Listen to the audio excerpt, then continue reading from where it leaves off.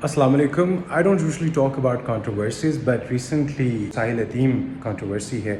I have my 2 cents. देखिए जी, जिस society में लोगों को डायलॉग करना ना आए, आर्ग्यू करना ना आए, opposing without hatred or opposing without getting personal, तो वो सोसाइटी में चाहे वो मर्द है या औरत है, वो वही है. मैं कोई हार्श वर्ड नहीं यूज़ करना चाहता जो कि साहिल अदीम साहब ने इस्तेमाल किया. सबसे पहले साहिल अदीम साहब, मुझे ऐसे लोग बड़े अच्छे लगते हैं जो कि रिसर्च करते हैं, वो try to find the truth and then they share good things. आपके पास बहुत सारा नॉलेज है, आप शेयर भी करते हैं, बट नॉलेज में और विजडम में एक फ़र्क होता है, और वो ये होता है कि जो वाइज बंदा होता है वो कभी भी नॉलेज स्नॉबरी नहीं करता. नॉलेज स्नॉबरी क्या होती है कि मुझे अगर कोई चीज़ पता चल गई ना, फिर मैंने सारों के मुंह पे जाके मारनी है, कि तुम्हें पता है इस वर्ड का मतलब क्या होता है, तुम्हें पता है ये क्या होता है.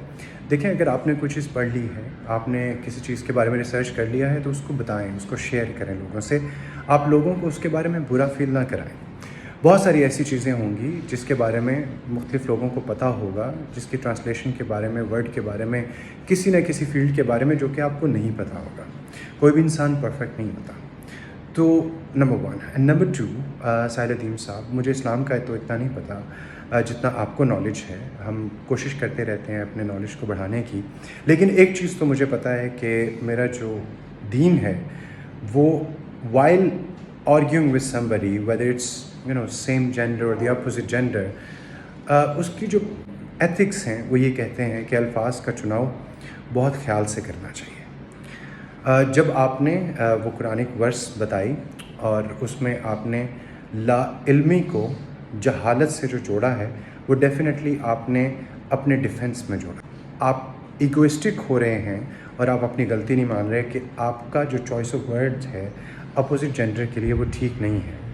और भाई, ख़ातून मतलब लेडीज़ को चलें जी, इन चीज़ों के बारे में नहीं पता और पता होना चाहिए, लेकिन क्या सिर्फ लेडीज़ की बात करें? आपने जो सैंपल लिया है 100 लेडीज़ का, आप ये सैंपल 100 जेंटलमैन का, बॉयज़ का लेके देख लें. ठीक है, हर किसी को हर चीज़ नहीं पता. ये हमारा सोसाइटल इशू हो सकता है कि हम आजकल सोशल मीडिया में पड़ गए हैं. हमारा जो नॉलेज है, हमारा जो जितनी भी चीज़ें हैं वो सोशल मीडिया से आ रही हैं. हम उस तरीके से इन डेप्थ रिसर्च नहीं करते, तो हमें बहुत सारी रिलीजन के बारे में या अपने बारे में या सोसाइटी की या हिस्ट्री या फ़िलासफ़ी के बारे में हमें बहुत कुछ नहीं पता. That this is our societal issue.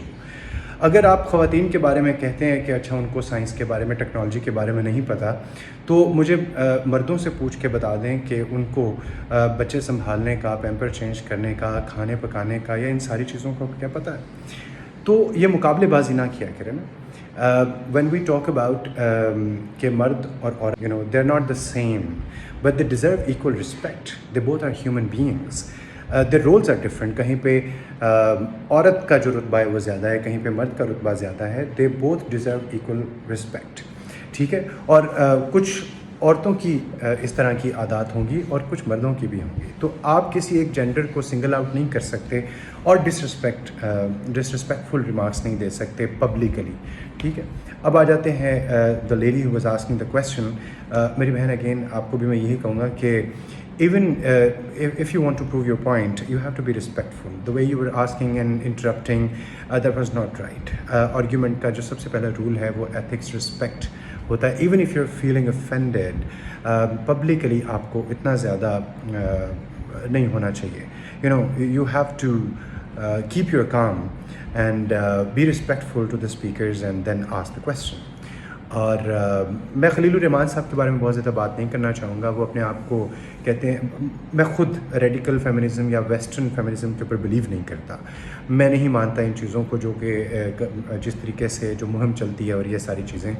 लेकिन at the same time I do not agree with Khalilur Rahman साहब the way he talks to ladies. अभी आप कहेंगे कि नहीं जी, खलीलुर रहमान साहब तो उस खातून ने कहा कि आप मुझे कुरानी आयतें ना सुनाएं, इस वजह से ऑफेंड हुए.